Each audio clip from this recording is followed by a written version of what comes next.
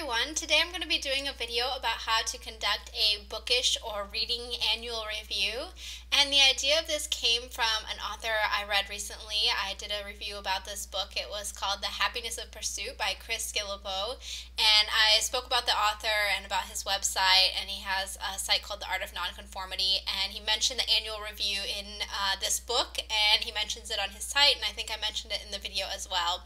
But this is something he does every year to do exactly what it sounds like. Have a look back at the year, see what you accomplished, what went well, what didn't go well, and then start planning for the next year ahead. So I know that a lot of readers and bloggers and YouTubers and things like that like to look back and tally up lists of like the top 10 books they read, and then maybe make some resolutions or goals for the new year.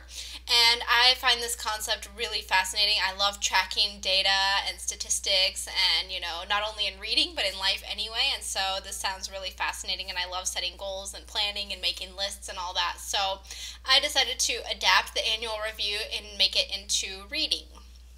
So the first thing that you do with the annual review is you take stock of what went well that year and what didn't go well in that year. So you could make a list, you could do a spreadsheet or something on your computer depending on how fancy you want it to be, and just jot down the things that went well and the things that didn't go well. Some examples of this could be like, I didn't read as many books as I had planned, or I read a lot of great books that I gave 5 stars to, or I used my library, or I cut back on buying books. Or if you had set a goal at the beginning of 2014, look back on that and see how many goals you accomplished.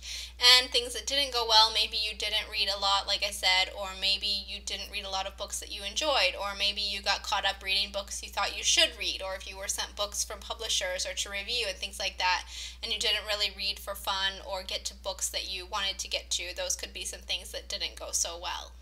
The next thing is to focus on lessons that you learned throughout the year, and I'm kind of just adapting this as I go because I've never done one of these annual reviews through the step-by-step the way that Chris Guillebeau does, and he's charting it on his website right now, and he started by sharing things that went well and didn't go well in his life, and then he talked about lessons he learned from work and also from travel, since he travels a lot.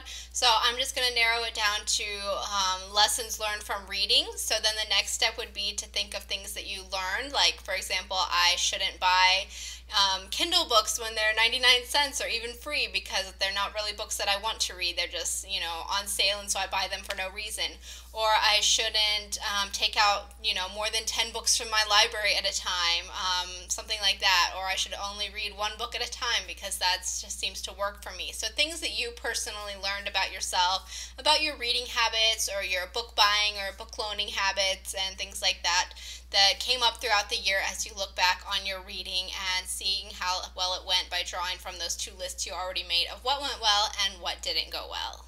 The next step that I know, there might be another step, but I'm making this a little bit in advance, like I said, but the next step is there's a template for planning for the next year. So for 2015, your bookish or reading resolutions and goals, you can find this template, and he's got it narrowed down by the purpose. So you would say in 2015, I will focus on whatever you want your primary goal to be, or you can, maybe make 5 or 6 different smaller goals.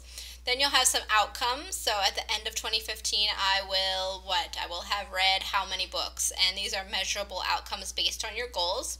And then also you can choose a theme and say 2015 is the year of the what. So it could be the year of the graphic novel, the year of fiction, the year of nonfiction, the year of reading whatever I want, the year of the TBR, anything like that.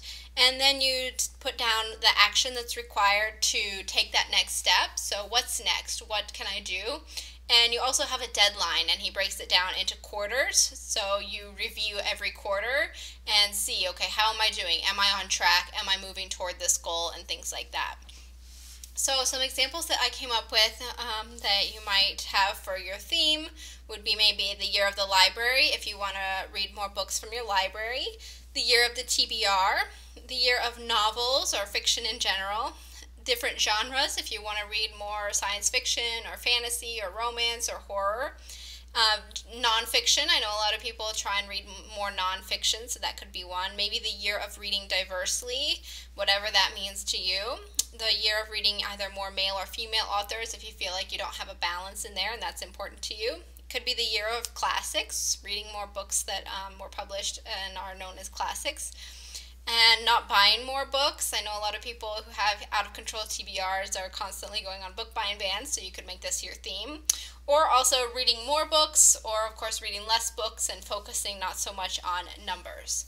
So those are just some of the examples. You can really tailor it however you want. I'm going to be going through and doing this as well as I look at my Bookish stats, and I think I'll share an updated video probably in the beginning of 2015 once I've looked back throughout the whole year, because I like to wait until the year has actually ended, because I usually read up right till the end and I want to include all the books and all the experiences. So if you end up making a Bookish or reading annual review and make a video about it or post on your blog, I would love to see it. I absolutely love reading end of year posts where people tally up their statistics, how many books they read, what their top 10 favorite books were, things like that. So if you have that, if you make a video or a blog post, like I said, definitely share it with me. I would love to check it out. Those are some of my favorite posts to read, as well as reading resolutions for the new year or books that people are looking forward to reading in the new year. So that's it for now. I hope you enjoyed this video and it gave you maybe a framework to form your goals and to review your year and have an even better reading year ahead. Thanks so much for watching, and I'll talk to you in my next video. Bye.